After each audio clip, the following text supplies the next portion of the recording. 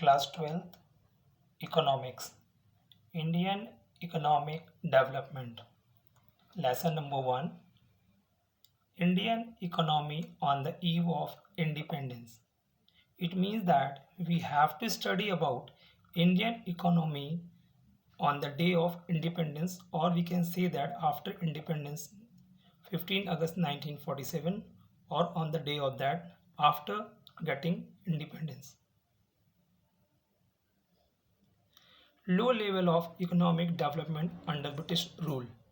It means British rule के time हमारे Indian economy का जो डेवलपमेंट था वो बहुत ही लो लेवल का था। ओके बच्चों, उसके पहले हम यह पढ़ेंगे कि आज़ादी के पहले हमारी इंडियन इकोनॉमी कैसी थी।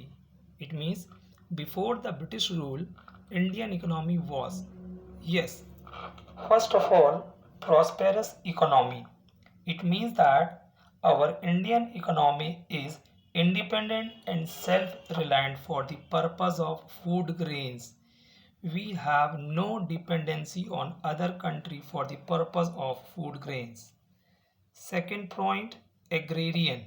Agrarian means our country is biggest source of occupation is agriculture. Means agriculture was the main source of livelihood of 2/3 population of Indian economy. And next is well-known handicraft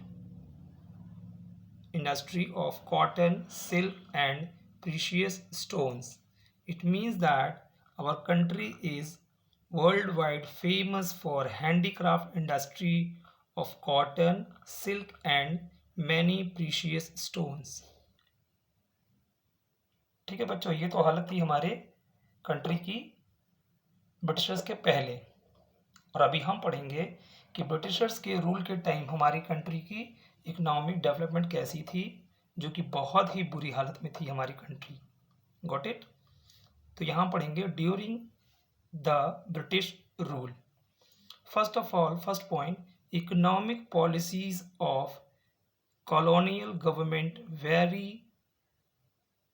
concerned with protection and promotion of their own interest.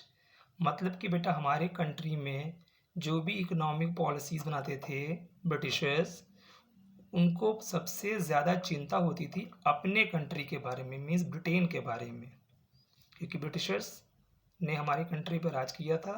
तो वो जो भी policy बनाते थे तो उनको ये होता था कि सबसे पहले जो भी हम पॉलिसी बनाएं उसमें इंडिया का नहीं बल्कि ब्रिटेन का इंटरेस्ट ज़्यादा हो और ब्रिटेन की इकोनॉमी को कोई नुकसान ना हो।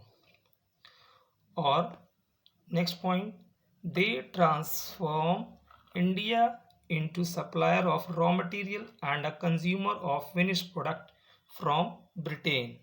इट मीन्स दैट वो इंडिया को बना दिए सप्लायर ऑफ रॉ मटेरियल, मतलब जो भी ब्रिटेन की कंट्रीज़ को प्रोडक्शन करने के लिए अपने इंडस्ट्री में जो भी रॉ मटेरियल चाहिए होता था वो हमारी कंट्री इंडिया से वो ले जाते थे और वहाँ अपनी कंट्री ब्रिटेन में उससे फिनिश गुड्स बना करके हमारी कंट्री में मीन्स इंडिया में अधिक दामों में सेल करते थे।